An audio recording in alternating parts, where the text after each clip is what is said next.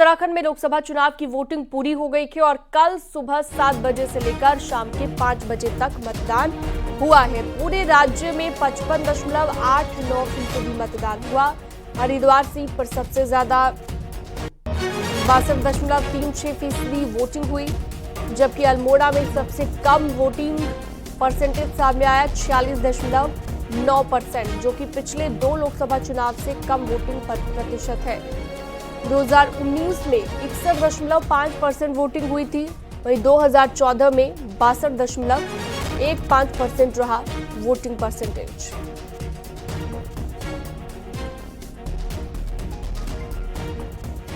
चलिए, ज्यादा जानकारी बातचीत के लिए हमारे साथ दीपांकर भट्ट हमारे सहयोगी देहरादून से जुड़ चुके हैं। दीपांकर, जो मतदान प्रतिशत है कल का, क्या कहता है ये मतदान प्रतिशत? पहले के मुकाबले कंपेयर करें तो कितना कम है और क्या मायने इसके निकाले जाएं? वजह क्या रही मतदान प्रतिशत कम होने की? बिल्कुल शीनम, अगर 2019 की तुलना में आप इसे देखेंगे तो 6% कम है और इसी तरीके से 2014 की तुलना में देखेंगे तो भी कम है। यानी 2014 और 2019 जिस वक्त पे बीजेपी के 5 सांसद यहां पर जीत के आए, वोटिंग परसेंटेज बहुत हाई था, लेकिन कल के वोटिंग परसेंटेज ने कहीं ना कहीं कांग्रेस, बीजेपी सभी को यहां पर परेशान जरूर किया है। क्योंकि अब एक बात का अंदाजा आसानी से लगाया जा सकेगा कि पहली बात यह कि जो वोटिंग में जीत का अंतर था पिछली बार 2.5 लाख, 3,39,000 के आसपास लगभग नैनीताल सीट पर अंतर रहा हरीश रावत और अजय भट्ट के बीच, वो अंतर इस बार जरूर कम रहेगा क्योंकि वोटिंग कम हुई है तो अंतर कम होना लाजमी है।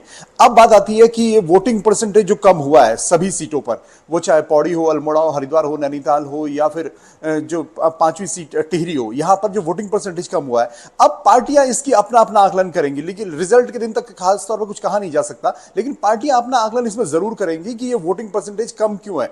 क्योंकि जिन पार्टियों ने जब वोटिंग लिस्ट से मिलान किया होगा या जब मिलान होगा, अब उन्हें पता लगेगा कि किस सीट पर कितनी वोटिंग हुई, किस विधानसभा क्षेत्र में कितनी वोटिंग हुई है। और दूसरी बात यह कि जो उनका वोटर है, अगर कांग्रेस कहती है कि ये वोटर हमारा है, वो क्या निकल के आया? बीजेपी जिस पे क्लेम करती है हमारा कैडर वोटर है, क्या वो निकल के आया?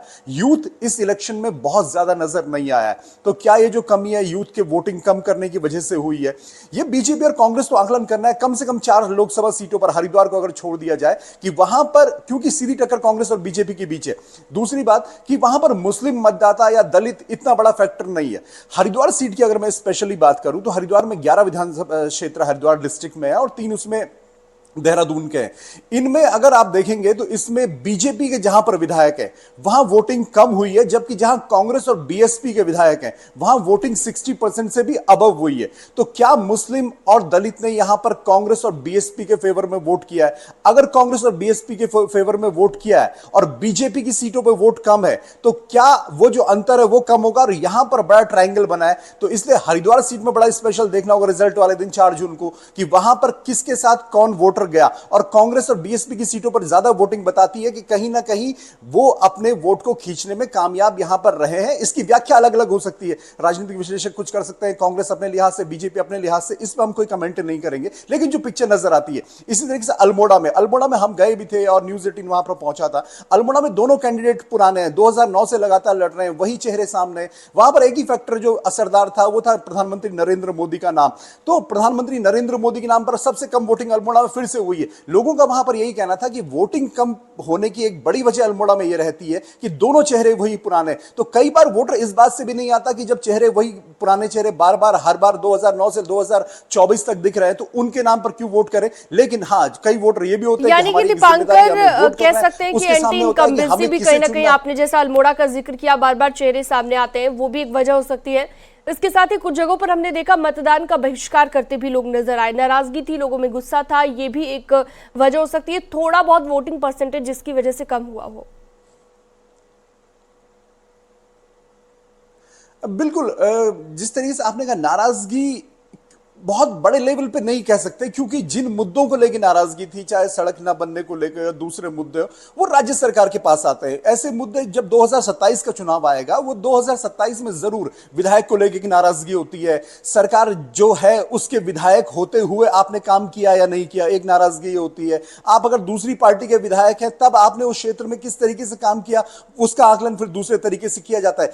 इस बहिष्कार का बहुत बड़ा अंतर वोटिंग परसेंटेज में पड़ेगा, यह मैं नहीं मानता। लेकिन हां, यह जरूर है कि ओवरऑल अगर प्रधानमंत्री नरेंद्र मोदी के नाम पर बीजेपी चुनाव लड़ रही है, जो साफ है, तो बीजेपी के क्या विधायकों से कहीं कोई नाराजगी है? अगर बीजेपी के विधायकों की सीटों पर बीजेपी आकलन करेगी, कांग्रेस के विधायकोों के 19 विधायक जो कांग्रेस के अब 18 ही बचे हैं, बद्रीनाथ सीट अगर इसमें छोड़ दी जाए तो 18 विधायक क्या अपना होल्ड वहां पर बरकरार हुए हैं रखने में? क्योंकि अगर आप हरिद्वार ग्रामीण सीट देखेंगी, जहां पर हरीश रावत की बेटी वहां पर कैंडिडेट है, उनमें कांग्रेस के विधायक हैं, वहां पर अच्छा खासा वोटिंग परसेंटेज हुआ है। भगवानपुर में अच्छी वोटिंग हुई है। तो यह अब व्याख्या सिर्फ 4 जून को होगी। लेकिन हां, यह जरूर है, अब कैंडिडेट्स जितने 10 के 10 जो कैंडिडेट्स हैं दोनों पार्टियों के, बीजेपी और कांग्रेस के लिए, उनके लिए धड़कनें जरूर ये बढ़ी होंगी कि ये वोट आखिर बीजेपी का वोट कम हुआ है या कांग्रेस का वोट कम हुआ है। और जिसका वोट कम हुआ है उसको नुकसान होगा, जिसका वोट बरकरार रहा है वो 4 जून को जरूर माला पहनेगा। शीनम, ठीक है, बहुत शुक्रिया विस्तार से जानकारी देने के लिए आपका दीपांकर भट्ट।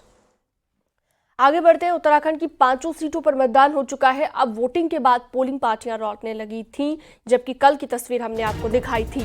वोटिंग मशीनों को स्ट्रांग रूम में रखा जा चुका है और ईवीएम मशीनों को लेकर पोलिंग पार्टियां भी पहुंचने लगी है। शहरों से लगे बूथों से पोलिंग पार्टियां स्ट्रांग रूम में पहुंच रही है, जबकि दूर के इलाकों से पैदल वाले इलाकों में कल तक पोलिंग पार्टियां पहुंचेंगी और उनके साथ ही ईवीएम मशीनों को भी पहुंचाया जाएगा।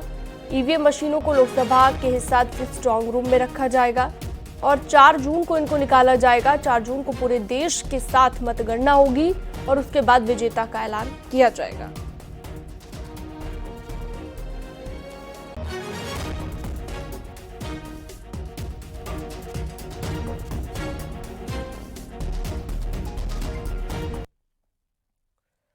लोकसभा चुनाव में मतदान के बाद अब प्रत्याशियों की किस्मत ईवीएम में बंद हो गई है, जिसका फैसला 4 जून को होगा। मतदान के बाद अब पोलिंग पार्टियां वापस स्ट्रांग रूम में पहुंचने लगी है।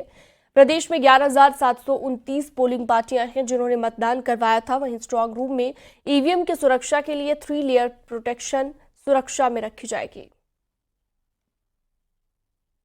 सीटों पर शांतिपूर्वक मतदान आज पूर्ण हुआ और अब आप देख सकते हैं कि जो ईवीएम और वीवीपैट जो पैड है वो भी अब स्ट्रांग रूम तक पहुंचने लगे हैं। अभी हम देहरादून के जो स्पोर्ट्स कॉलेज है वहां पे हैं और आप देख सकते हैं कि यहाँ पे कुछ जो पोलिंग जो पार्टियां हैं वो वापस आ गई हैं। ऐसा आपका एक्सपीरियंस रहा क्योंकि आप बहुत जल्दी हाँ, अच्छा रहा। हमारे हैं जो वोटर 150 थे और 50% पड़ा। अच्छा, 50% पड़ा। बिल्कुल, क्योंकि अगर आज की हम बात करें तो इस लोकसभा में परसेंटेज बहुत कम रहा। सर, अभी आप लोग क्या कुछ तैयारी कर रहे हैं और क्या अब आगे?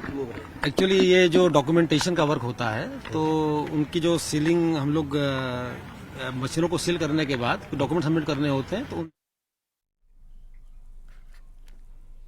सीएम पुष्कर सिंह धामी ने खटीमा में अपनी पत्नी और मां के साथ वोट डाला। वोट डालने के बाद उन्होंने कहा कि पीएम मोदी का उत्तराखंड से बेहद लगाव है। उत्तराखंड के लिए प्रधानमंत्री ने कई काम किए हैं, इसलिए अब उत्तराखंड के लोगों की बारी है। सीएम धामी की पत्नी गीता धामी ने कहा कि एक बार फिर से मोदी सरकार बनने जा रही है।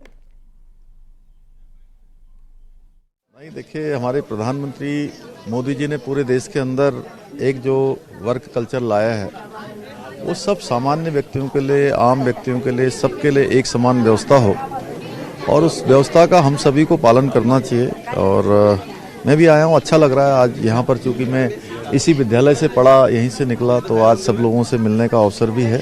उनके अंदर माननीय प्रधानमंत्री मोदी जी के नेतृत्व में लगातार उत्तराखंड आगे बढ़ा है और उन्होंने हमेशा ये अपना संकल्प किया है कि उत्तराखंड का ये 21वीं सदी का तीसरा दशक उत्तराखंड का दशक होगा। उस दशक को बनाने के लिए हमको, चूंकि मोदी जी ने बहुत कुछ दिया है उत्तराखंड के लिए, उन्होंने हमेशा सर्वोच्च प्राथमिकताओं में से उनका उत्तराखंड हमेशा रहा है। पौड़ी गढ़वाल से बीजेपी प्रत्याशी अनिल बलूनी ने कल अपने गांव पहुंचकर वोटिंग की। वोटिंग करने के बाद उन्होंने न्यूज 18 से खास बातचीत में कहा कि कांग्रेस नेगेटिव प्रचार करती है और हम सकारात्मक बात करते हैं। उन्होंने कहा कि मेरा सपना विकसित गढ़वाल का है, यहाँ पर हम पलायन, रोजगार और पर्यटन को लेकर काम करेंगे। वहीं यूपी में 2 लड़कों की जोड़ी पर तंज कसते हुए कहा कि ये दोनों लड़के अभी तक बड़े नहीं हो पा रहे हैं।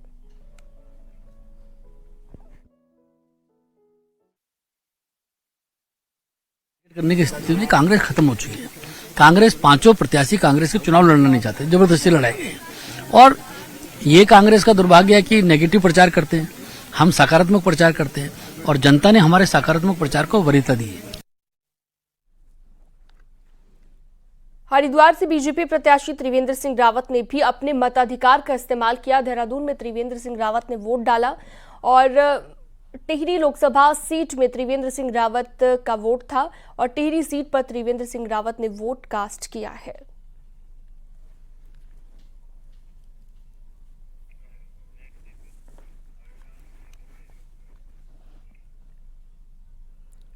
नेता प्रतिपक्ष यशपाल आर्य ने हल्द्वानी में परिवार के साथ वोट कास्ट किया और कहा कि जनता का रुझान कांग्रेस की तरफ है। उत्तराखंड की जनता का हमें आशीर्वाद मिलेगा।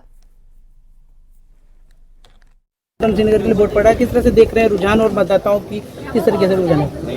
देखिए, लोकतंत्र का महान पर्व और सभी हमारे मतदाता अपने मताधिकार का प्रयोग कर रहे हैं और करना भी चाहिए और निश्चित रूप से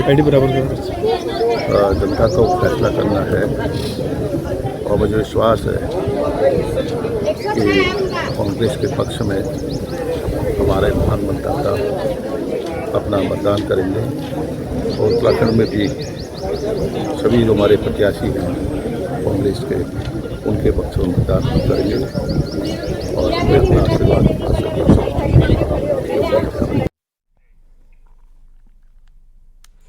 हरिद्वार लोकसभा सीट के SGRR पथरीबाग इंटर कॉलेज के सेंटर पर एक हैरान कर देने वाला मामला सामने आया।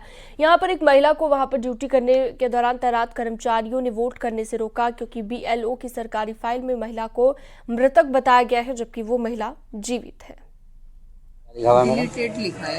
क्यों ऐसा फिर जीवित लिख दिया?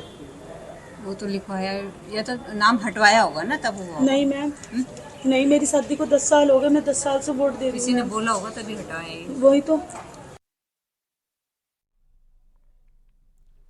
उत्तराखंड में कई जगहों पर वोटिंग का बहिष्कार भी किया गया। चक्राता विधानसभा में 12 गांव के लोगों ने चुनाव का बहिष्कार किया।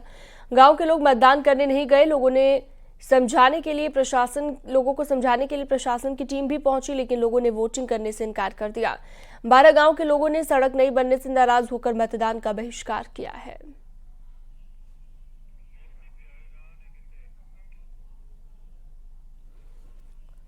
टिहरी के नगर पंचायत लंब गांव के वार्ड संख्या 3 और 4 में सड़क और विकास कार्य नहीं होने के चलते लोगों ने चुनाव का बहिष्कार कर रखा है। पोलिंग बूथ से लगभग 100 मीटर की दूरी पर ग्रामीण महिलाओं ने डेरा डालकर दूसरे लोगों को भी वोट करने से रोका और निगरानी की कि कौन वोट दे रहा है, कौन वोट नहीं दे रहा है।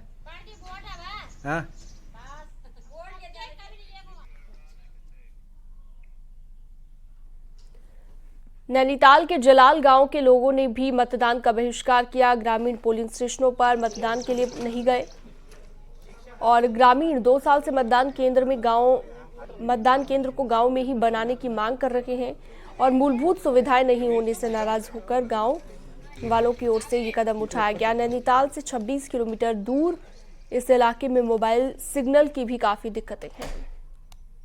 गांव है, काफ़ी दूरस्थ इलाका है। यहाँ पर लोगों ने विरोध किया है कि वो वोट डालने नहीं जाएंगे क्योंकि जो इनका मतदान केंद्र है वो काफ़ी दूर पहाड़ी में है और लोग कई सालों से ये मांग करते रहे हैं कि उनकी जो मतदान केंद्र है उनके गांव के पास बना दिया जाए।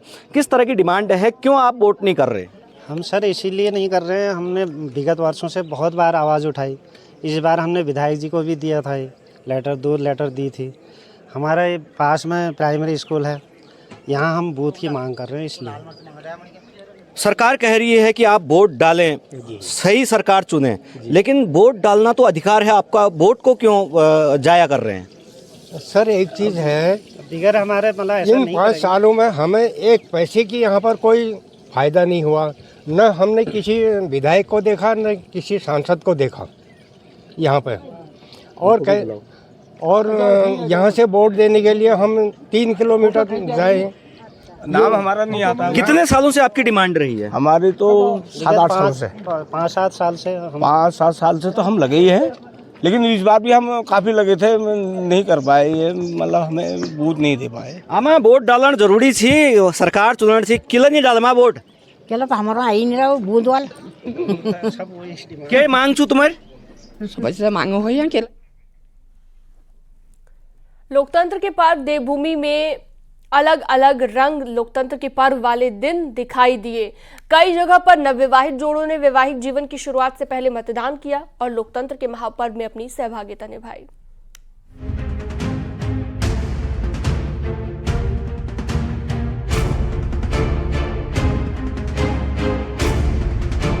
लोकतंत्र के पर्व देवभूमि में अलग अलग रंग नजर आए। कई जगह पर नवविवाहित जोड़ों ने वैवाहिक जीवन की शुरुआत से पहले मतदान भी किया और लोकतंत्र के महापर्व में अपनी सहभागिता निभाई। लोकसभा चुनाव में 100% मतदान हो, इसके लिए सरकार और प्रशासन ने कई तरह से जागरूकता अभियान चलाए थे। उत्तराखंड में पहले चरण में ही सभी 5 सीटों पर मतदान हुआ। चुनाव में कई जगह नवविवाहित जोड़ों ने अपने नए जीवन की शुरुआत मतदान से की।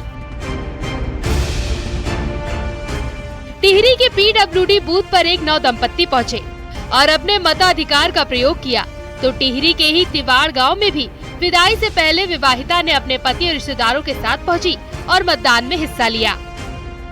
पिथौरागढ़ के गंगोली हाट से भी एक अद्भुत तस्वीर सामने आई। यहाँ दूल्हे ने बारात ले जाने से पहले मतदान अधिक जरूरी समझा और शेरवानी पहने दूल्हे ने दुगई आगर बूथ पर वोट किया। दुल्हा भूपेंद्र सिंह ने कहा कि लोकतंत्र के लिए मतदान में हिस्सेदारी बेहद जरूरी है। देहरादून के अजबपुर में बारात निकलने से पहले दुल्हा मतदान केंद्र पर पहुंचा और वहां पर उसने वोट डाला। दुल्हे ने कहा कि अपने मत का इस्तेमाल करना बहुत जरूरी है, इसीलिए मैंने सबसे पहले मतदान करने का फैसला लिया। नैनीताल के लाल कुआं में विदाई से पहले दुल्हन अपने पति के साथ वोट डालने के लिए पहुंची। दुल्हन ने दहलिया मतदान केंद्र पर अपने मतदान का प्रयोग किया और कहा कि मतदान के दिन ही विदाई है, लेकिन विदाई से पहले अपना मताधिकार का प्रयोग कर लोकतंत्र को मजबूत बनाने का काम किया। चमोली के जोशीमठ में भी ऐसा नजारा सामने आया। यहाँ के बूथ नंबर 21 पर दुल्हन अवंतिका विदाई से पहले सुबह सुबह ही पहुँच गयी और वोट डाला। वोट डालने के बाद अवंतिका ने कहा कि लोकतंत्र के इस महापर्व में सभी को मतदान करना चाहिए। Bureau report, news 18।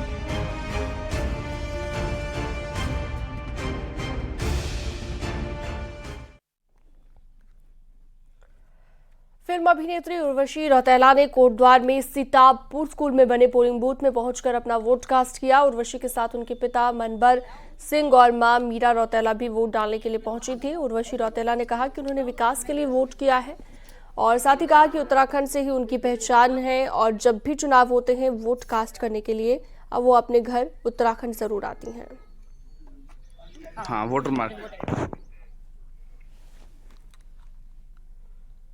अल्मोड़ा के GGIC में महिला क्रिकेटर एकता बिष्ट ने मतदान किया। एकता ने लोगों से वोट करने की अपील की। एकता बिष्ट टीम इंडिया के लिए खेल चुकी हैं।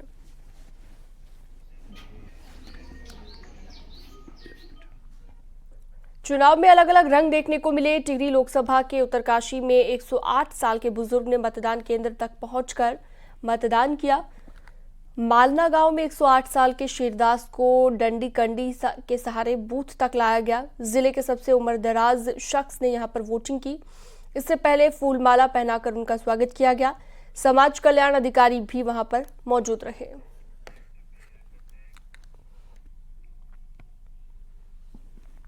देर शाम राज्य के कई इलाकों में तेज आंधी और बारिश आई। ऋषिकेश में भी आंधी के साथ तेज हवाएं चलने लगी, साथ ही बारिश भी शुरू हो गई। आंधी और हवाओं के चलने से एक हादसा हो गया। तेज आंधी के चलते गुमानीवाला क्षेत्र में पेड़ गिर गया।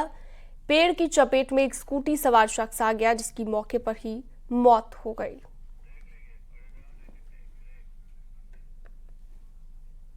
और खबरों में वक्त एक छोटे से ब्रेक का है, जल्द लौटते हैं।